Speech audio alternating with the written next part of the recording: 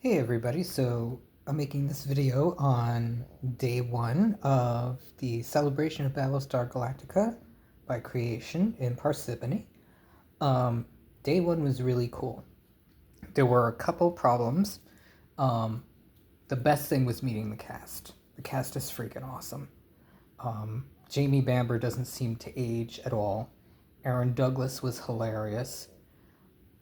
I don't know why I thought Katie Sackhoff was going to be physically a much bigger person.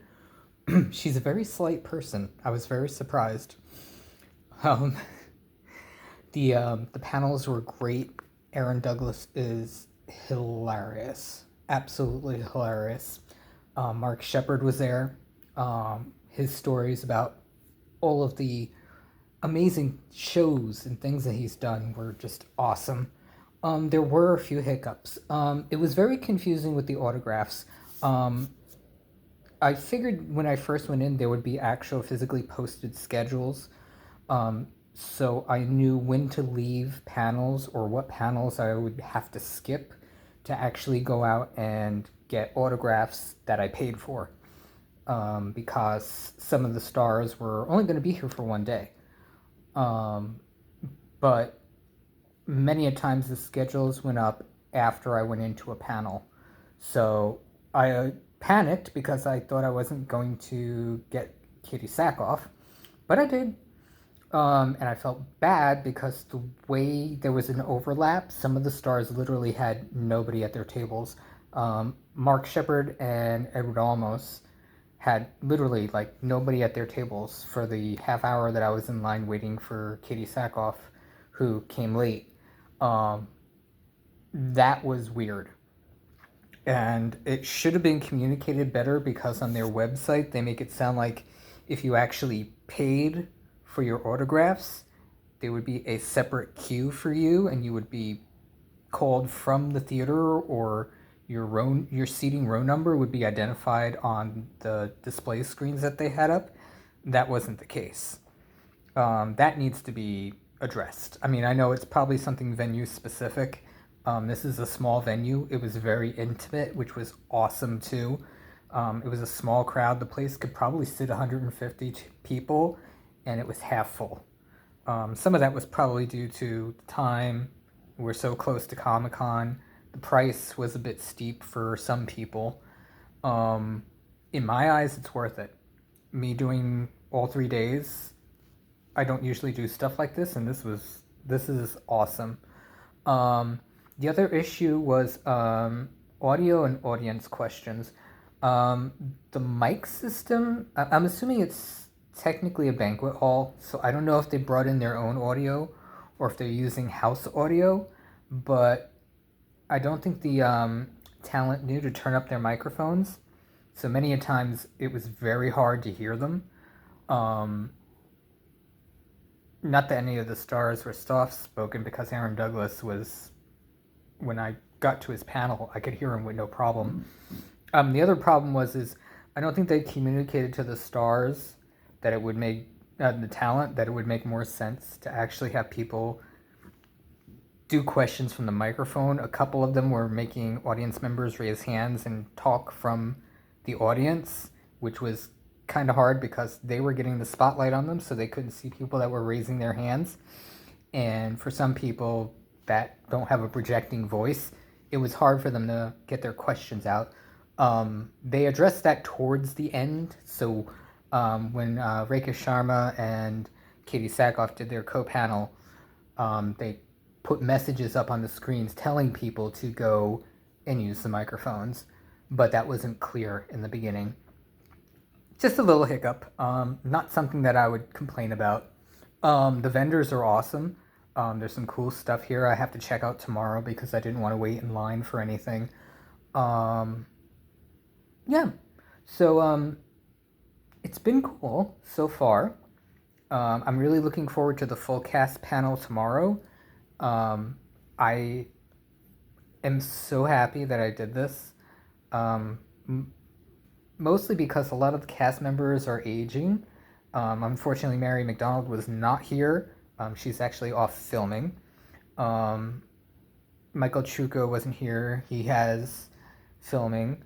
I don't think the actor that plays Leoben is here either, if I remember right.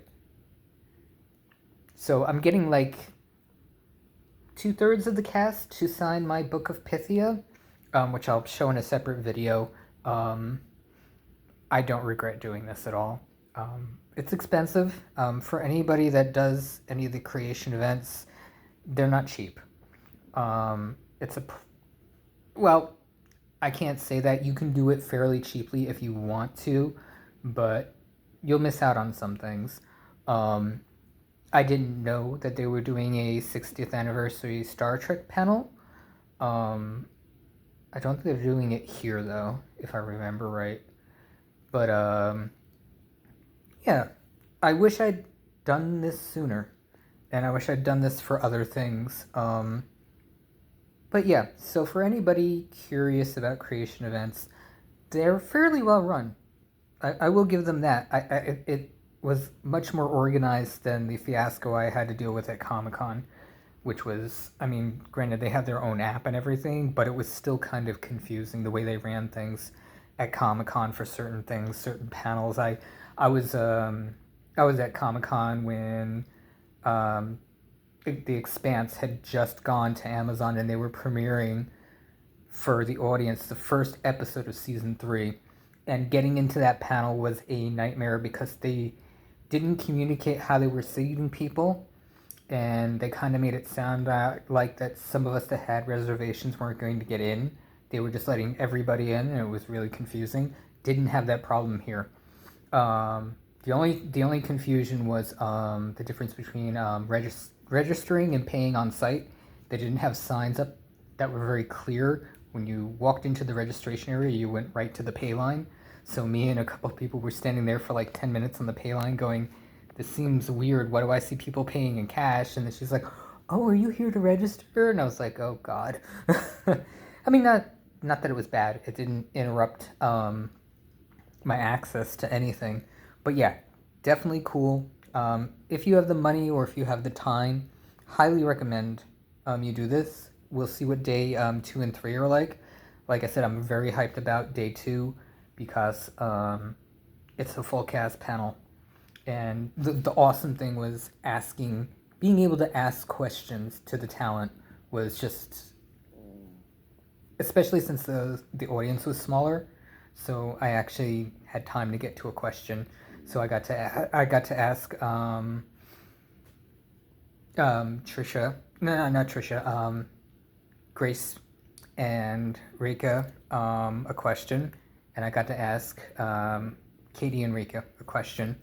And it was so awesome, and it was funny because I asked Katie what it was like working with Michelle Forbes, because her and Rika were talking about all the inspiring females that they look up to, and they were bringing up Lucy Lawless, Sigourney Weaver, Linda Hamilton, and I was sitting there in the audience, and I wasn't going to ask a question, and I'm sitting here thinking, but wait, they also worked on the show with 2 very powerful women, Lucy Lawless and Michelle Forbes, and they didn't mention Michelle Forbes. So I got up and I was like, since we're on the topic of powerful women, what was it like working with Michelle Forbes? Because she has a reputation sometimes of being difficult, or as Katie said, she's very intimidating to work with. She is a consummate professional, and she gives off this aura of intimidation. And I thought that was awesome. And I don't think Reka said that she didn't have any interactions with her, which was a shame, because I know she came in at a different time, and I don't remember if Tori had much. I don't think we saw Tori that season at all. So yeah, that was it was interesting. It was definitely interesting. I'll cut this video off. I'll have another one for tomorrow. Thanks a lot, guys.